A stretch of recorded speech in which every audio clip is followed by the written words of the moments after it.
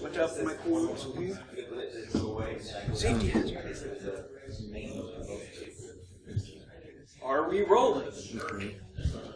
Action. Good afternoon, everybody. We're going to keep rolling here with our next speaker. It's going to be Ron Woerner. Ron is the Director of Cybersecurity Studies at Bellevue University. He's going to talk about Under the Influence, the dark side of influence, as you can see. Welcome, Ron Woerner, everybody. Thank you all very much. Well, one of the advantages of being towards the end is that I get to watch everyone else's talk and then freak out when I realize my talk is almost similar to like 5 other talks that have already been given, including Z's that was absolutely fabulous yesterday afternoon. Who saw her talk? I mean, this rocked. I mean, this morning's keynote rocked. So I'm sitting here going, all right, what can I do that makes this slightly different? All right. So this is the new title of my talk. Whole bunch of random stuff, since there's already been some awesome talks on social engineering and leadership. Who here considers themselves to be a social engineer? All right, everyone raise your hand. At one point in your life, you were all social engineers. If you have, anyone have kids?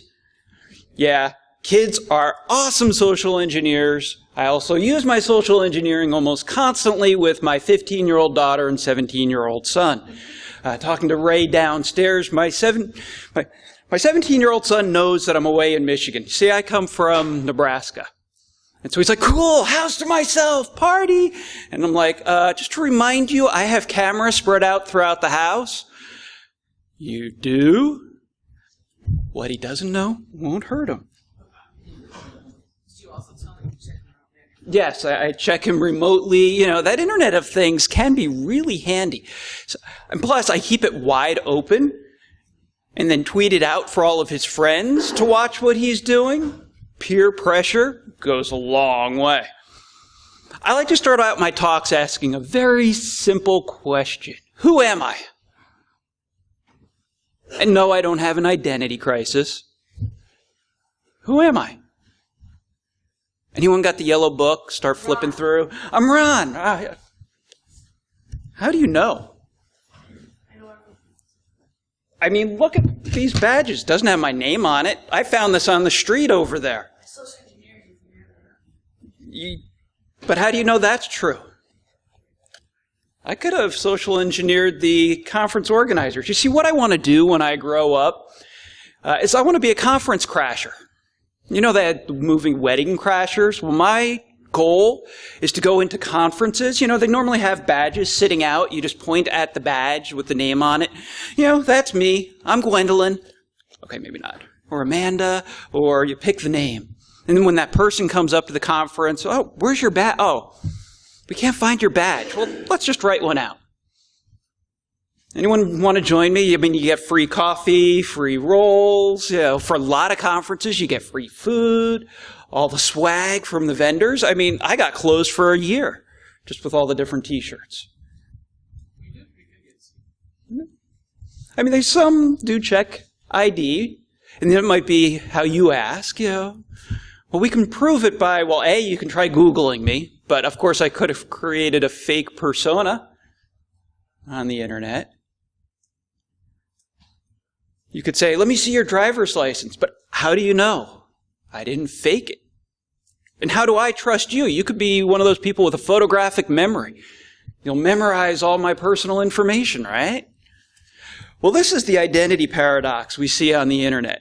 I love using this one with the high school kids. I do a lot of mentoring, and that's actually my talk tomorrow at B-Sides, Hacker High. Just a little plug. All right, so this is who I really am. Big thing, A, I am a teacher. I am a Michigan State alum. Go Spartans. If you're U of M, I'm sorry, you know. It just goes without saying. So, standard warning label applies. Please feel free to interject. We can make this fun. Heckle me. I love playing the game Stump the Professor because, okay, I heard downstairs, directly below us, they're doing a podcast. So now's your chance to run down there and check it out. Here's my warning. I'm a teacher. I give homework. There will be a test at the end. All right, no one's bailing.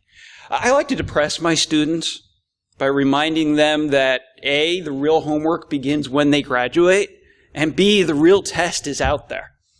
If they don't learn their stuff in my class, and then their boss asks them that same question, they're like, oh, well, you have a degree in it. Why don't you know? Learn this stuff. So what are we doing here? What are you doing here? I guess, is this a traveling mic? It could be a traveling mic. If I want to break it some more. Sorry. Keep you awake. That might do. Feel free to keep me awake. Give you some stuff to think about. And do. One of the things in these conferences that we'll often hear is why you need to do cybersecurity, what you need to do. Well, I'm going to give you some tools how to do it. Not to plug my program or classes, but I have developed classes on risk management, social engineering, a whole bunch of other stuff that I'm actually bringing into this talk. See, I'm a teacher. Help you be a better cybersecurity. So what crap should we talk about today? Anyone have a preference? What's that? The good crap. How do you distinguish good from bad? It's kind of like pornography on the internet, you know? You just know it when you see it, right? No, there's laws on that. Yeah, that's true. Well, what I'm going to do is I'm going to talk a little bit more about influence, how you can develop your own influence within your organization, how you can social engineer your way into a job, how you social engineer your boss. Anyone ever have to social engineer a boss or a colleague? Yeah, we've all been there, done that. I go around and I give talks throughout the country. I talk to CISOs, CSOs, CIOs, and I like to ask, what are your biggest issues? It comes down to two things. One, influence. How do I get people to listen to me in security? You know, up, down, and in the middle. And then the second one, and I haven't really seen a lot of talks here at this con on it, how do you handle risk? What's a risk? Think about, are you risk averse? I've seen so many organizations who say, oh yeah, we're really risk averse. And then they use Dropbox for all of their files. Cognitive disconnect here, folks. You know, oh no, we're not really risk averse. You know, we're a pretty open organization. And then they lock down every file system to prevent people from working together. Anyone been there, done that? All right, so the question I often get asked, and you probably do too, how to stop the hackers? What's the answer? Think like one. Does that always work? No. You know, build a better mousetrap, the mice get a lot smarter. All right, so I came up with the ultimate solution. Not only does it guarantee to stop the hackers, it saves millions of dollars. Just burn them all. Who here can go 24 hours untethered? Oh, I don't see any hand. Oh, I see half a hand over there. Yeah. See, I was really cruel to my daughter. I took her on a trip with me to the United Kingdom earlier this year, and I didn't let her have 3G or 4G on her phone. Oh my gosh, you would think I was torturing the poor child. It was fun though. We'd be walking down the street, and they have lots of pubs over there. And the pub would have a sign saying free Wi-Fi. Hey Dad, can we stop in the pub? Oh, do we have to? So, awesome pubs over there. Love Richard Feynman. Make sure you're not fooling yourself. We are our own worst enemy. And by the way, I'm just going to be rocketing through a lot of these slides. If at any point you want me to slow down, stand up, jump up and down, throw something at me, that is fine. Anyone know who that guy is? Yes, who? That's Pogo. Pogo. Walt Kelly, 1971, Earth Day. Good question. I just looked it up too, and I can't think of it. All right, who knows the other character? Who has a computer on him? All right, everyone raise your hand if you have a smartphone on you. This is the new form factor of computers. Seriously. I'll tell my students, like, I don't have an answer. I'm like, then look it up. You have the phone for a reason. Anyway, cyberspace. We become our own worst enemy, phishing, blah, blah, blah, all the talks from earlier. So I want to talk about Unfluence, the evil side of influence. How do we get influenced in a negative way? And we don't even think about it. What's fun is, after I give this talk, people tend to be a lot more paranoid and then blame me for their paranoia. So, advertising, we see Unfluence all of the time. FedEx, you see the arrow. Formula One racing. Amazon, you see the smile. What do you see in Axe?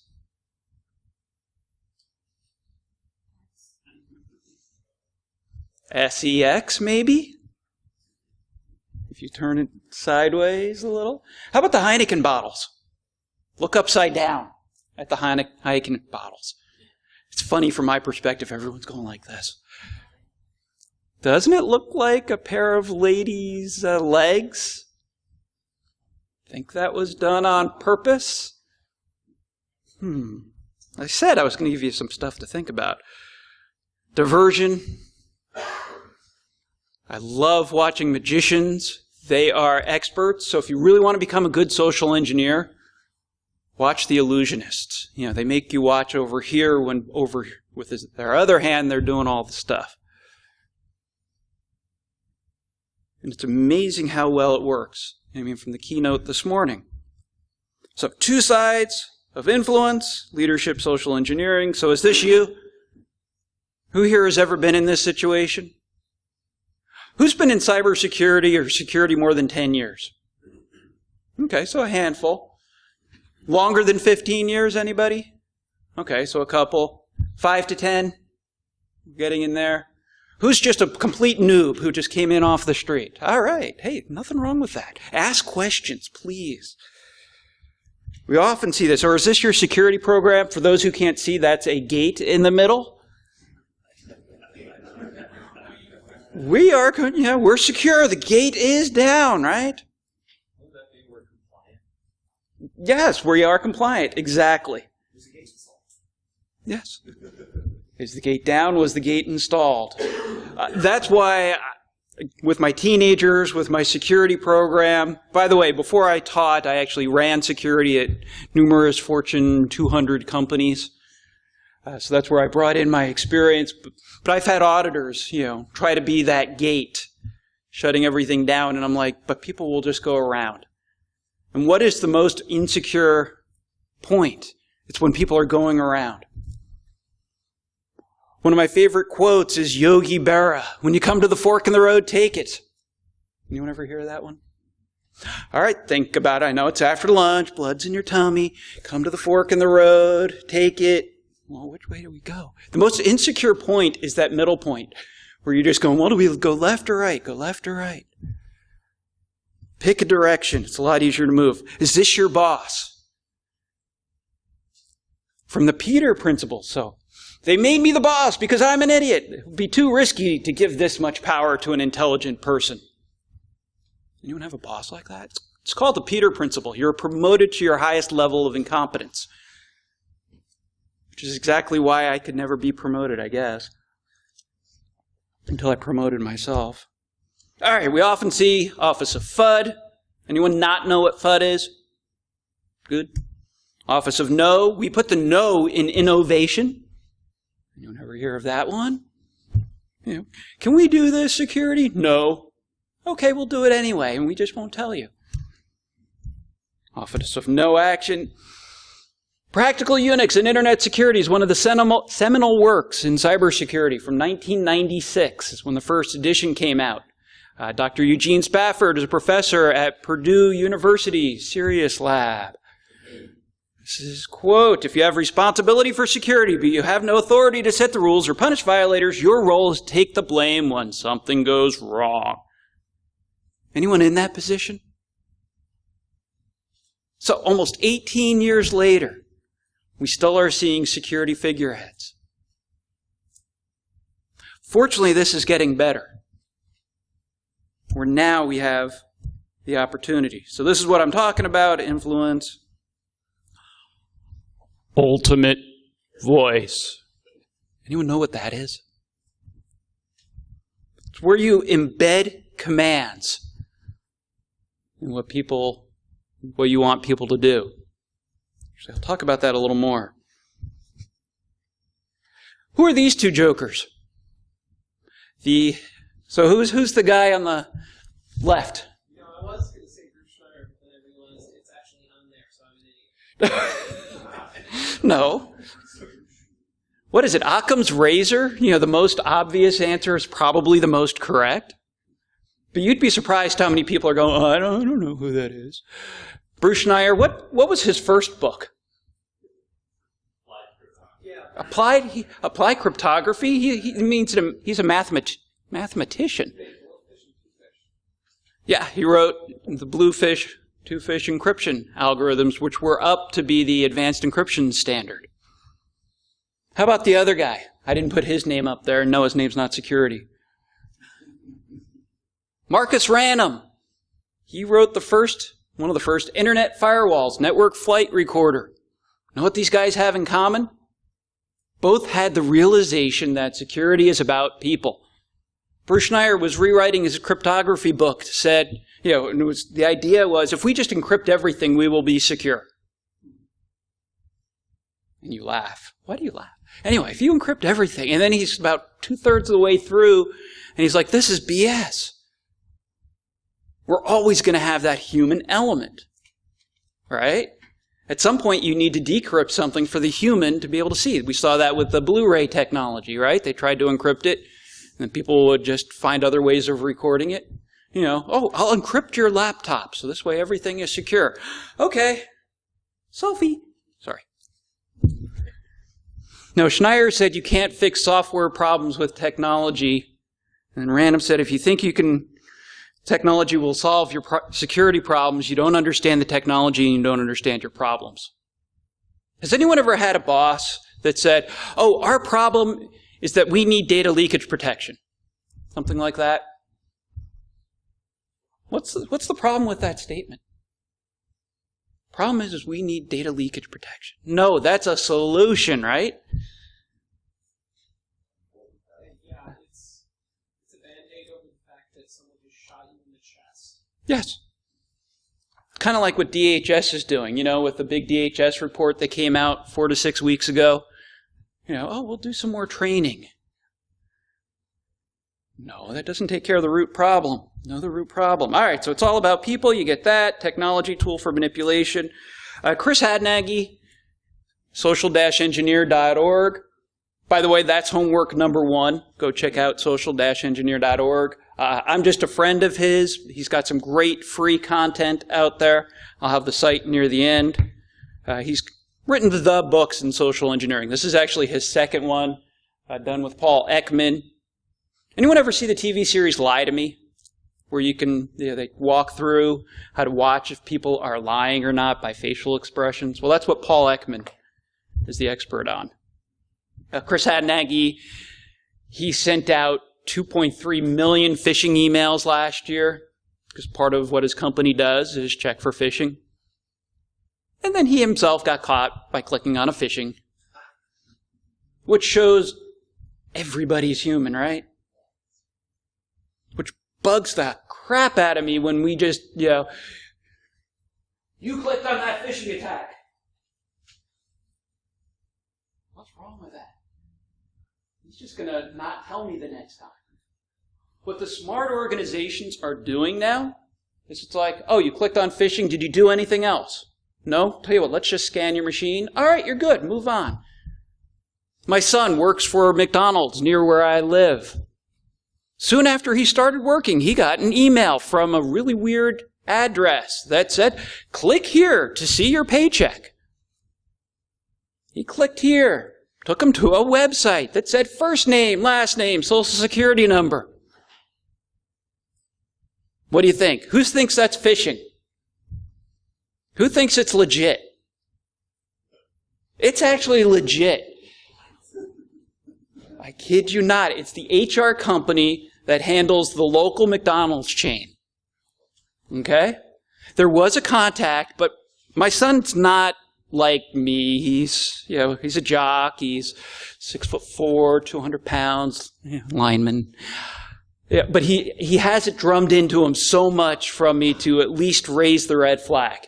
Hey, Dad, this looks weird. Can you check on it for me? Cool. Yay. So I did, and yeah, it was a legit site. So here's my challenge to you. We need a new term like phishing, but when it's a legitimate email that looks just like phishing, because whoever sent it is an idiot.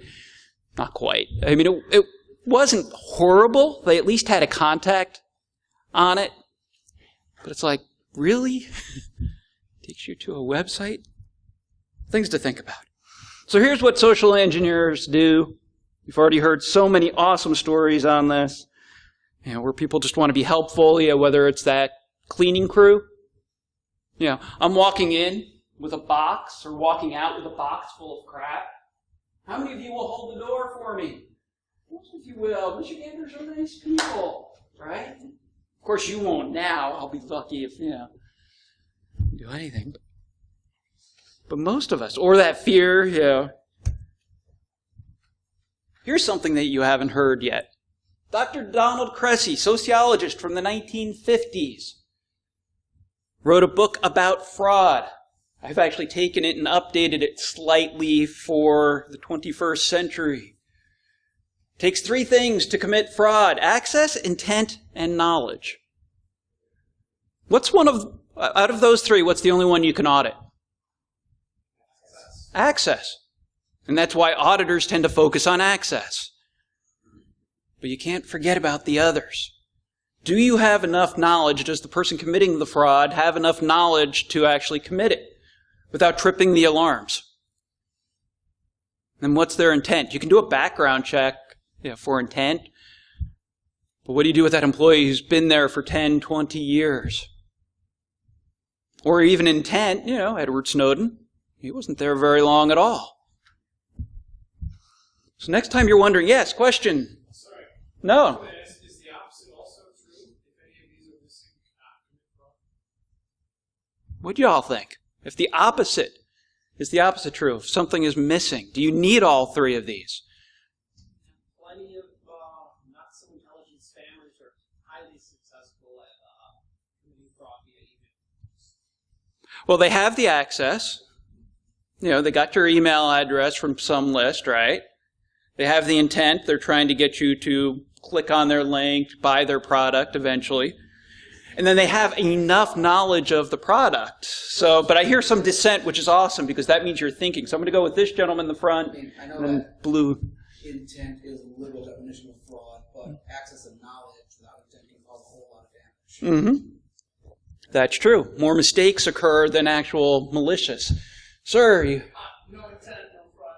no intent, no fraud. And that gets back to, if you read Donald Cressy's original paper, he's talking about motivation and opportunity. Which isn't the same as saying no damage. That's true. Right. Keep in mind, we're talking about... Because then you don't have a black hat, but you can only say, Right. it's innocent stupidity. Innocent stupidity. Good phrase for it. And that's as much as what we see, right? That innocent person who, and it could be the, CFO who clicked on that spear phishing because someone found out that, he's a philatelist. What's a philatelist? Stamp collector. Actually, that's a true story. He was on the stamp collecting forums and someone befriended him as a social engineer and said, I got this really cool stamp I want to show you. Can I send it to you? Picture via email. Oh yeah, sure. Here's my work email. Pwned. So, something just to think about when you're doing your threat intelligence. How could that be a threat? Other thoughts, comments? Cool. Rock on. Human buffer overflow. This is when humans get too much information and we can't process it. Anyone here not able to read? Good, because I hate reading slides. So, do you mind if we pick on you? Okay, because you did a great talk. yesterday. On the count of 3, I want everyone to start talking to Z at once. Seriously. Just start saying random stuff. All right? 1, 2, 3. Hey, how are those tigers doing? Yeah, who's going back to play? All right, Z, so what do we say? Go Yankees. Go Yankees. Woo. We just did a buffer overflow on you, right? Too much information going in. You know, if you've been a parent, you've had the kids, mom, dad. You can do that to humans too. You know, what we just showed was the denial of service, because if someone was trying to talk to you with a legit, thing that you needed to hear, you just missed it, right? Yeah, it happens to humans. So here's the actual example you can try. Read the color of the word, at least in your mind, not what the word spells. So top line, green, red, blue, yellow, blue, black. You get the idea. Kind of a challenge. Again, part of the human buffer overflow. Embedded commands. You're not feeling well, are you? Doesn't a steak dinner sound awesome tonight? Hear what I'm doing? Yes. You look tired. I don't want to say that now. You all go to sleep. You are all wide awake. This is the best talk of Converge, right? Think about how you can do this, though, with your boss, as you're hacking your boss. Again, the Unfluence idea.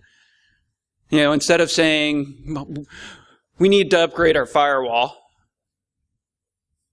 put it as a question, or think about ways where you can embed different ideas to make it sound like it's his or her idea. Anyone have a boss like that? Where it's got to be his or her idea before they'll act on it? So you embed certain commands.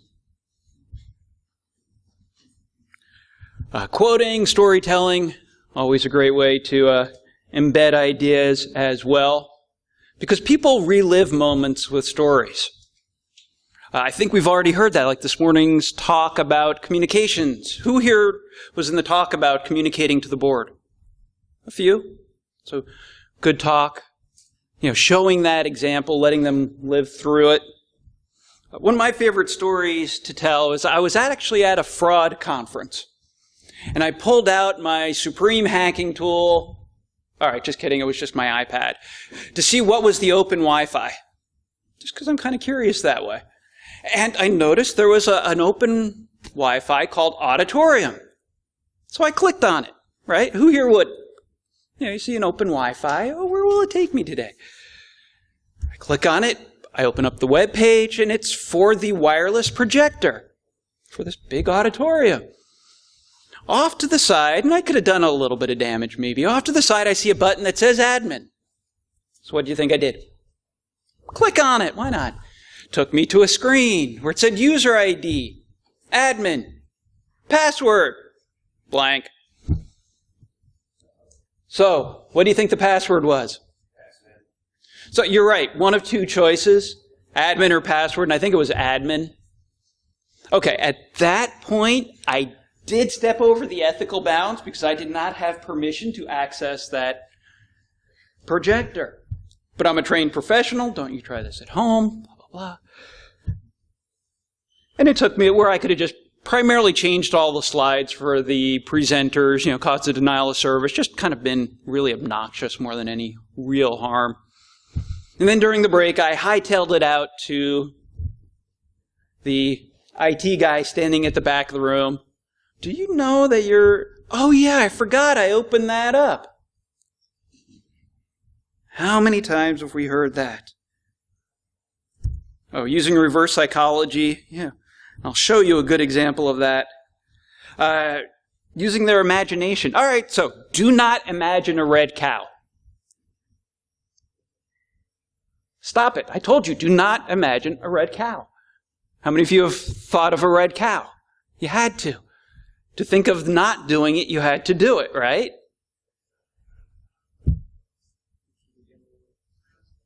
That's all the fun stuff we can do. Yes, do not click on this link. You know, click here. Yeah. One of my favorite social engineering books is from the 1930s, Dale Carnegie's How to Win Friends and Influence People. Here's his 6 techniques. Find something you can identify with someone else. Being relaxed. Names go a long way. You know, like I'm able to talk to Z, and, you know, and I got a nice smile from her, which then made her feel relaxed. We developed rapport. One of the biggest things you can do as a social engineer, it's ego suppression. Have the other person do all of the talking. It goes a long way. So here's my question to you. Who would be a better social engineer, me or Z? Why do you say that?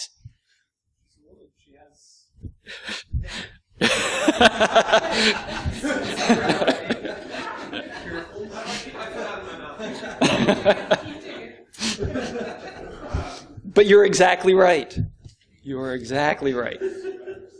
And I'm sorry, you know, but it works. If it works for you, keep going with it, right? Make the other person feel important. All right, some more tools of the trade. I forgot in my hurried packing to bring my social engineering shirt. Yes, I have one. I went to my local Goodwill store, and I found a really nice collared shirt that says Wilson Security on it. And on the back, it says security. Seriously, I wear that, and I go and I carry my iPad. Hi, I'm Ron Wilson with Wilson Security. I'm here to perform your security audit. And I go look up the name of someone who I know is on vacation. He asked me to come on in and perform it. Oh, you don't have your... Well, do you want to call him? No, he's on vacation. Well, he told me I have to do this right now. Oh, and then I'll give my business card. Who thinks I could get right in like that? I mean, just take some kahunas. All right, so what I did at a local security conference in Nebraska a few years ago, just to kind of prove my point, with that conference, they actually had printed badges with the names on it and everything. So I went home after the first day, I scanned in my badge, I changed my name to Bill Gates, changed my company to Microsoft Corporation, printed off Bill Gates' Microsoft business cards. And the whole second day of the con, I was Bill Gates. Just trying to figure out why they never invited me back. Anyway, simple stuff. All right, we saw this from the Ronald's talk yesterday. All the cool places you can go. Another piece of homework I'm going to give you is to watch Johnny Long's DEF CON 15 talk. Who has seen his no tech hacking talk? Oh, okay. So what do you think? You saw it, right? Yeah. Thumbs up? Definitely, and the book is a good follow as well. And his book. So I give fun homework, by the way, valuable homework. He is such an awesome guy, first of all, and an awesome speaker. I'll show it here at the end. It's called Johnny Long. He does Google hacking. He wrote the book on Google hacking, no tech hacking. He actually, Johnny, I Hack Stuff, Long, Hackers for Charity. He is, what is it, Uganda's? Uganda's where he does well. Yeah. He is IT for the country of Uganda. Seriously. The military wanted to kick him out. And the president's like, no way. He does IT. And he's like, seriously, he's that? I mean, and he's just, yeah. He'll show you that power of observation. You just watch somebody, see what stickers they have on their laptop. What do they just have hanging out? Yeah, so many of us leak information. All right, psychology of risk. I wanted to make sure I got a little bit into risk. And if you want the slides, send me an email at the end. 82% of college students rated themselves an above-average driver. Who here is an above-average driver? 1, 2. All right, thank you for being honest for the rest of you, or the rest of you asleep. By the way, you do know that 43% of all statistics are made up? Yes, think about it. I actually looked to see who I could attribute that quote to, and the closest I could get was Homer Simpson. So, again, we don't understand risk. Look up, and I don't have this on my slides, Professor Risk from Cambridge University. He has a really cool 6-minute video on how we think about risk. And it's true whether you're cyber or not. So many people don't think about risk. They're like, again, I'm risk averse. And then, then they'll eat a big bacon sandwich for lunch. It's like, wait. Anyone ever work for someone who has their own pet risks? Things that they are so focused on that the rest of the risks go. Story I like to share, and I think it was about 5 years ago now, but still true today, was a CBS News story on printers. Yes, they went and they got some used printers and they performed forensics analysis and they found some incriminating information. You're nodding your head. So, first of all, I got a message from my mom because this is the worst hack ever, Ron. You've got to take care of this in your company. Okay, Mom, thank you. Then my CIO. A couple hours later. But he was a lot more level-headed. Ron, is this something we need to be worried about? At the time, I worked for an architectural and engineering firm. And I said, no. Maybe in legal and in HR, where they print out some really sensitive stuff. But who cares, I think this was around Final Four time for basketball. Who cares about basketball brackets? Think about the risk. I've seen an audit where they had as an audit finding about printers. So we had to go and secure every printer in the enterprise, and this was around 1,500 printers within 6 weeks for a food company. Yeah. But it was an audit finding. Pet risk. So how do we prioritize risks? Who knows who Jack Jones is? Father of FAIR. All right, more homework, look this up. This is pretty much becoming the de facto standard of security risk management. Jack is an awesome, awesome speaker, awesome guy. Look up his FAIR wiki. CXO something is his site. Anyway, ball tire scenario. Who thinks this is a risk? You see a tire, it's got very little tread on it. It's not attached to a car.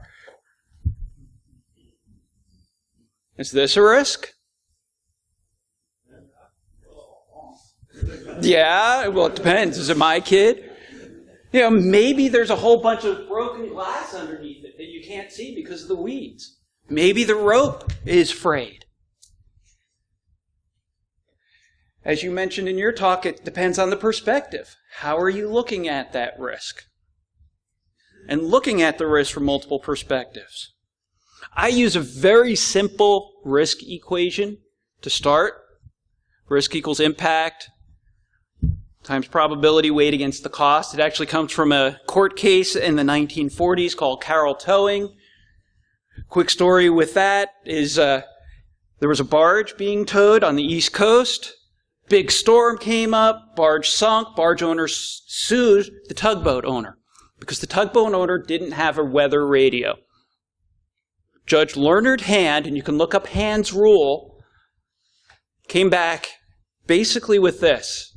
The cost of a weather radio, even back then, was so little, and because the impact and probability was so high, he said you should have done your due diligence. We still use that today. Here's some very basic risk management steps. Walking through, I'm going to buzz through a lot of these. Some of these, and I've actually done this with a director of HR for a very large trading company, online trading, where just worked her through some what if and worst case scenarios about risks. And then she made the decision. See, my job as security is not to make decisions. I want the directors to make informed decisions. That's their job. But I want it to be based on facts. And that way we can hold them accountable for their decisions. Because then they own their decisions. This is actually from about 10 years ago, the Microsoft security risk framework. That goes it. What you can begin to do is map out impact against probability. To prioritize. Where would printers fall? Printers are pretty much down here where you can accept the risk. Email may be way up high because everyone uses everything for email. And then you can put in controls. What controls do I do to reduce the risk? Here's how you can respond. You can avoid, transfer, mitigate, or accept, like in our cars. Who here had to drive to get here? Most everybody, right? Well, you can avoid the risk, you just don't drive. Oh, but then you're losing the opportunity. You can transfer the risk. You do that with insurance, right? You mitigate the risk by driving the speed limit. And then you accepted some.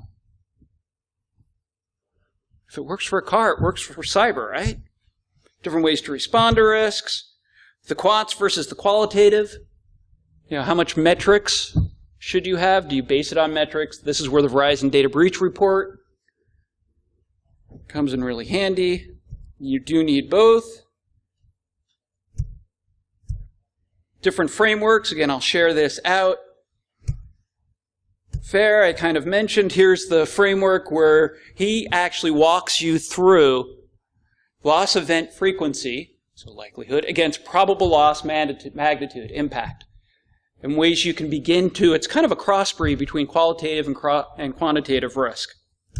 So, different steps, blah, blah, blah. So many great talks about obstacles, so I'll just... How many have you ever worked for this guy? Yeah. Oh yeah, Ron, we'll do it. And then there's your CIO, so it becomes more like this. I'm just going to skip through, but I want to get down to this one last slide, then I'll open it up for questions. I use this frequently for defining responsibility. If a user clicks on a phishing email, or let's just say it's spam, but it leads to malware, who owns the headache? Me and security, the desktop crew, the user? All three? What were you thinking? It's a shared. But that user, they lose their laptop for an afternoon, if not a day, right? While it's being reimaged.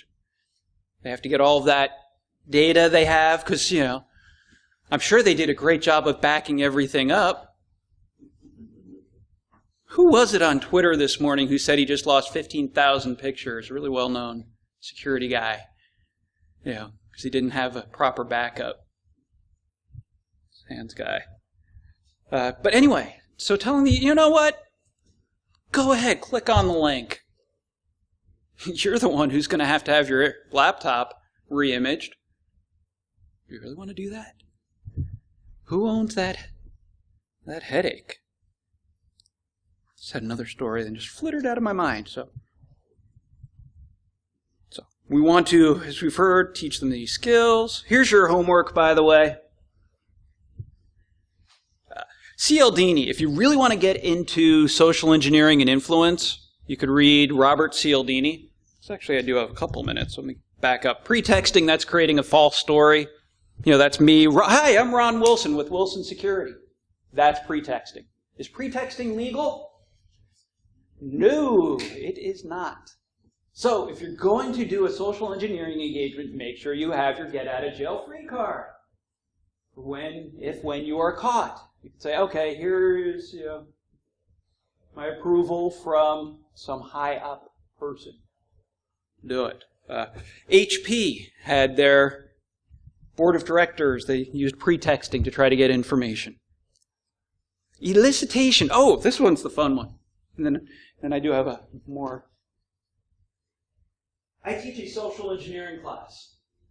Human factors. It's a graduate class. One of the homework assignments is for the students to find someone they don't know, get their cell phone, and leave me a message at my office. So talking to a gentleman last night, he said, oh yeah, that's easy. I would just go to some safe neighborhood, put on my blinker, When someone stops, can I help you? Yeah, my battery just died. I need to call my wife. But my phone, and I forgot my battery. Can I just borrow your phone? How many of you would be really nice and sure, it's a local call, or even on cell phones, doesn't really make a difference whether it's local or not. The intent is to get students to realize how easy it is. I have about a 50% success rate, anywhere between 30 to 50%, of the students who are able to call me. I have a large percentage who chicken out, or for moral reasons they can't go through with it. I think they're afraid how far it'll take them. The intent of the exercise, get them to think about how easy it is to meet somebody and to talk them out of their cell phone. I mean, this is like prime value to most people, right? Try to get someone to give it up. That's a pretty big engagement. So that's elicitation. Actually, the way elicitation works, it's like an hourglass. You start by using some general things. You find out, hey, are you a Tigers fan? Yeah. Hey, what do you think of the Tigers? You think they got a better shot in the second half? And what's he doing? If you watch his behavior, he's relaxing. He's smiling. All right? But then, after we do some rapport building, he begins to trust me because he sees me as a fellow Tigers fan, so I can't be that bad, right? Then I begin, oh, yeah, Tiger. So where do you work? Hey, what do you do? And then you end with something general. I was flying Southwest through Chicago. And Southwest, open seating. I get on really early. I got a really lucky row. And I come up to the second row, and I see a nice Hispanic lady on the aisle. Excuse me, ma'am, I sit by the window. She gave me a little bit of a look. You can just see the micro expression. But she got up, and I sat down next to her. She'd broken her arm. So, of course, I have to try to social engineer to find out how she broke her arm. Oh, I just fell. I could feel the wall go up. You ever sense that? Someone who just, I really don't want to talk too much to you. All right, I didn't press too hard. All right, so a little bit later, the drunk guy gets on and sits in between us. We've all seen him, inviting quite a bit. Very talkative. He sees she's reading a law journal. So he proceeds to tell everybody around how much he didn't know about law, including her. We get off the plane. She gets off, he gets off. The stewardess then asks, did you know who that was? Supreme Court Justice Sonia Sotomayor. Yeah, at least I was not memorable. She was met by two huge guys. So first of all, you never know who you may meet. 80% of life is just showing up. That's Woody Allen's quote. But it's always kind of fun to see how you can socially engineer and then how to prevent it. You would think, and she did this really well, she was very good at preventing elicitation. Because we had no idea. I mean, how many of you would have recognized Sonia Sotomayor if she walked in the room? See, we have one. Say, I wasn't thinking, I should have. My question then to you, sir, is what could I have asked her where she could have answered? So just think on that. So what do we do? Here's your homework. More ideas on how to build rapport. So here is your assignment. I told you there was a test at the end. Go find someone here at this conference you have not met yet. Okay? There's some fabulous people here. I love this con because there's some great security folks. Find someone you don't know and practice. Of course, you're going to go, but Ron, if we're both working at being a good listener, then no one's going to say anything. Well, that's how you learn the give and take. But how do you get good at anything? How do you get good at baseball? You got to get out there on the field. How do you get good at golf? You can also match body language, vocal tone, speech. So time to practice. What I tell security folks, how do you use rapport to build your security program? Get the flip out of your chair. Yeah, hi, I got the email that you sent me. I'd like to just talk to you about it in person. Freaks people out, right? Why did you email me back? Eye contact goes a long way. All right. That's what it's all about. Some nice quotes. Here's who I am. That's my Twitter. Feel free to follow me. Anything I tweet, I make sure is of value. I don't just tweet, I'm standing up here. Although I did say there was a chance at getting an iPad. Anyone see that on Twitter? I was having a little competition with the podcasting guys downstairs. They're like, come and see us podcast. I'm like, oh, come and see me. I have unicorn, rainbows, kittens, and a chance to get an iPad. If I happen to forget it here and leave it, it's yours. I didn't say it was a good chance. What questions do you have? It's time for Stump the Professor. Professor. Yes. Which one? There we go. Business Balls has a whole bunch of different business. Yeah, that's an actual site, I swear. Socialengineer.org, Johnny Long's DEF CON 15, a bunch of others. Yes? You find that if an organization actually has a user training program focused on this, that there's actually a return on it, like a metric to say, oh look, after training, the amount of successful social engineering attacks went down, or is it you just train and it never gets absorbed and it's always successful no matter what? So the question is with training programs, keep in mind there's two reasons to do training. One is compliance. Check, we did training. Hey, I'm really busy. I'll give you my user ID and password. Since you've already taken the training quiz, can you just take it for me? Anyone ever see a CEO, CIO do that with their secretary? Yeah. What we'll often see is we'll see a little bit of spike, and then it'll go down. Normally it'll baseline a little bit higher, as some people, but it's the continual training. It's that, oh wow, that was really cool, I'm going to remember it. And then 3 weeks later, it's like, they have no idea.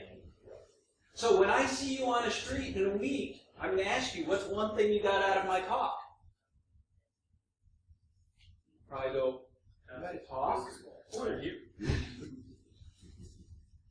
There is no right answer to that. That's unique to the continual training, the continual behavioral modification. That's what training really needs to be, is behavioral modification. I would assume, though, there's always a percentage that no matter how often you train, you're still going to click anyway. Yep. So then what kind of mitigations could you use?